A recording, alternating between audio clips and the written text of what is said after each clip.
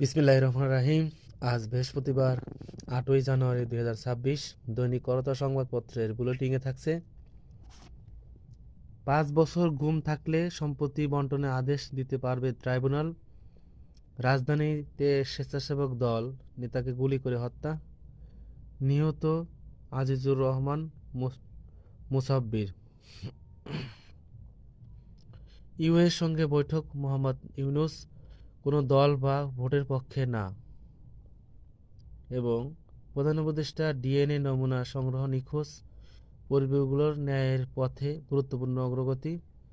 এবং ফিলিস্তিনি প্রেসিডেন্টের শোক, খালেদা জিয়া ইতিহাসের মর্যাদাপূর্ণ অবস্থান অধিকার করে আছেন জাতিসংঘের মহাসচিব। এবং ডক্টর শফিকুর রহমানের সঙ্গে ইউএর প্রতিনিধি দলের সাক্ষাৎ, এনসিপিকে 10 আসন দেওয়ার দাবি কাল্পনিক, ডক্টর তাহের। গাছে পেরেক ঢুকলেই 20,000 টাকা জরিমানা, অধ্যাদেশ জারি। এবং উত্তরবঙ্গ যাচ্ছেন তারেক রহমান, চীনের রাষ্ট্রদূতের সৌজন্য সাক্ষাৎ। সফর চূড়ান্ত, 11 জানুয়ারি ঢাকা টাঙ্গাইল সিরাজগঞ্জ হয়ে বগুড়া যাতায়াত রাতযাপন। এবং 12 জানুয়ারি বগুড়া রংপুর পীরগঞ্জ দিনাজপুর হয়ে ঠাকুরগাঁও রাতযাপন। 13 জানুয়ারি ঠাকুরগাঁও পঞ্চগড় নীলফামারী লালমনিরহাট হয়ে রংপুরে রাতযাপন। এবং 14 জানুয়ারি রংপুর বগুড়া ও গাবতলী হয়ে ঢাকায় প্রত্যাবর্তন। দেশের মর্যাদার বিনিময়ে আমরা বিশ্বকাপ খেলতে চাই, বলছেন আসিফ নজরুল।